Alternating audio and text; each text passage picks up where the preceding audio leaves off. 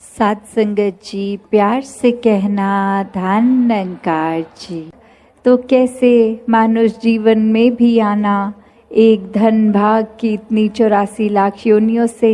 ये आत्मा तड़पती हुई अब मनुष्य के शरीर में है। जब परमात्मा की प्राप्ति इसी शरीर में रहकर हो सकती है, इसी जन्म में होनी है, तो ये एक मुबारक पात्र, एक जीवन, और अब इस जीवन को पूरी तरह ऐसे ही जी सकते हैं जो मनुष्यों ने इस परमात्मा को देख लिया, ये ब्रह्म ज्ञान द्वारा निराकार के दर्शन करके फिर जीवन में हर पल ज्ञान को जीना, इस निरंकार के एहसास में सेवा सुमिरन सत्संग करते हुए जीना। तो ये जीवन भी जहाँ एक धन्य रूप है कि यही अवसर है, इसको चाहें तो धन्य कर लें परमात्मा के साथ मन को जोड़ के, या चाहें तो इस मनुष्य जीवन को गवा दें, और फिर जो गवाएंगे वो नुकसान उन्हीं का होगा कि एक अवसर सुनहरी मिला भी एक परमात्मा के एहसास में रह के भक्ति में मन को चूर रखने का, पर एक ध्यान जीते जी फिर घर बार एक और अन्य, एक मटीरियलिस्टिक, एक दुनियावी, एक धन दौलत, एक उसी में ही लगा दिया। और कैसे जिन्होंने संसार के चाहे सुख सुविधा उस रूप में हो या ना हो, फिर भी अहमियत संसारिक वस्तुओं को नहीं परमात्मा को ही दी, उनके जीवन में वाकई ही असली धन उनको मिल गया। कैसे जीवन में जीते जी फिर उन्होंने एक ना कि सिर्फ असली मानव की तरह अपना जीवन जिया,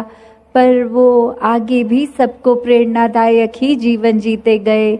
जहाँ किसी को उनको ये नहीं बोलना पड़ा कि हमारे जीवन को देखो, हमारा जीवन कितना अच्छा है,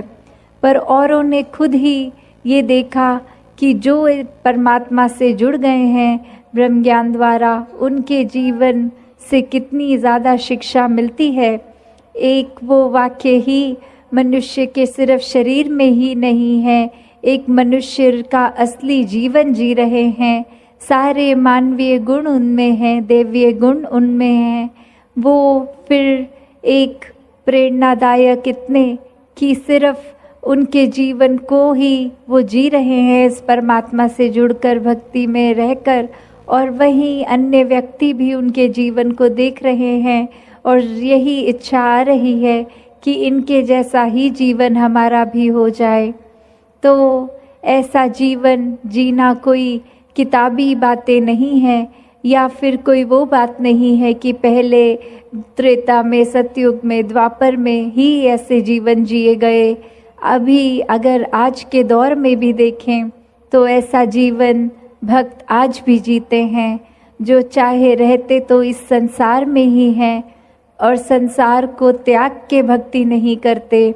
इस संसार में, इसी घर गृहस्थी में, धन दौलत एक रूप जो भी हो, चाहे वो रोज़गार बड़ा हो छोटा हो, उसी रूप में रह के परमात्मा का धन्यवाद भी जहाँ करते हैं, वही एक परमात्मा के आश्रय अपने जीवन को हर पल चलाते हैं कि जो परमात्मा ने दिया उसी में शुक्राना, ये परमात्मा का धन्यवाद।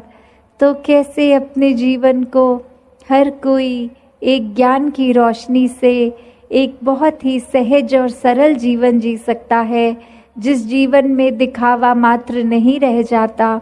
एक असली सच्चाई से इस परमात्मा से जुड़कर जीवन में खुद भी एक अपने रोशनी ही करा जा सकता है। फिर वो मन का ठहराव अपने आप आ जाता है। तो भाव वही कि संत जो होते हैं उनको फिर एक दुनियावी माहौल कैसा भी हो, एक आरामदायक हो ना हो, फिर भी एक संत तो उस दुनियावी माहौल में रहते हुए भी उस दुनियावी माहौल से ऊपर ही रहते हैं, एक आनंद की अवस्था में, हर स्थिति में खुद को एडजस्ट करते हुए कि एक जहाँ स्थिति जो है उसको अगर वो सही भी करनी है तो उसमें प्रयत्न करना है। एक अपने दुनियावी रूप में अचीवमेंट सपने बनाकर उस तरफ चलना है। पर अगर परमात्मा को मंजूर नहीं और वो एक कार्य उस तरह से ना हो जैसा सोच रखा है,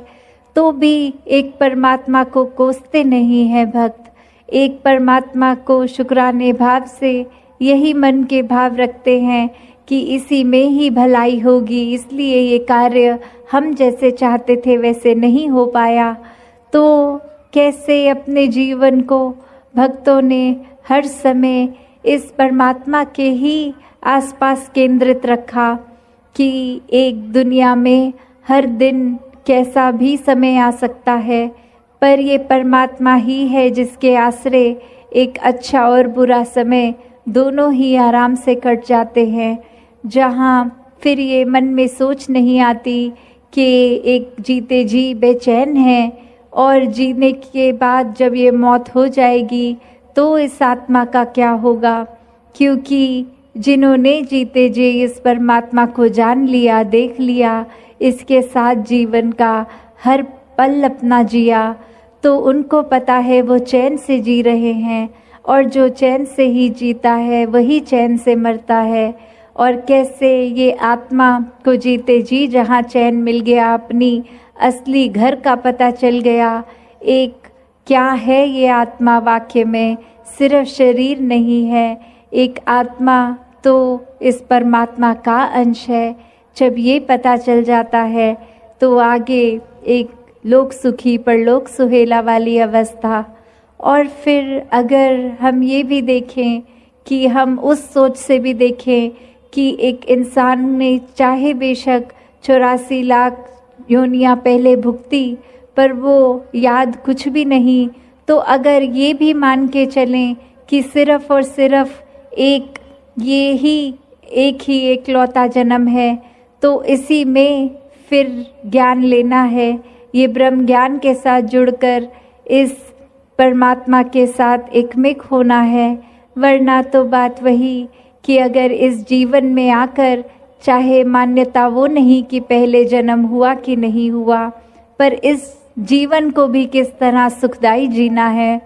ये दुख कष्ट तो आते ही रहेंगे जीवन में, कैसे उनका प्रभाव, उनका असर अपने ऊपर नहीं लेना। ये सब में भी ब्रह्म ज्ञान जहाँ वो सहयोग देता है कि कैसे अपने आप को हम एक किसी के मूड के साथ अपने मूड को खराब नहीं, कोई स्थिति हमारे अनुसार नहीं तो मूड खराब नहीं, कैसे मन को अपना पक्का और स्थिर रखना हर हाल में। ये ब्रह्म ज्ञान द्वारा बहुत ही आसान एक जीवन जीने की भी जो तरीका बन जाता है कि कैसे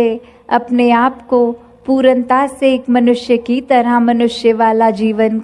जिए, कैसे मानवीय गुणों से फिर युक्त हो जाते हैं, क्योंकि परमात्मा अब हर समय नज़र आता है। और यही परमात्मा जो हर समय दिख रहा है, फिर इसके एहसास में रह के ये मन प्यार में इतना डूब जाता है कि कुछ गलत काम के ओर अपने मन को हम प्रोत्साहन नहीं दे सकते, क्योंकि ये सिर्फ प्रभु की ओर ही प्रोत्साहित है मन। तो कैसे अपने जीवन में हर कोई इस परमात्मा के साथ जीकर भक्ति भरा जीवन जी सकता है। साथ संगत जी, धन निरंकार जी।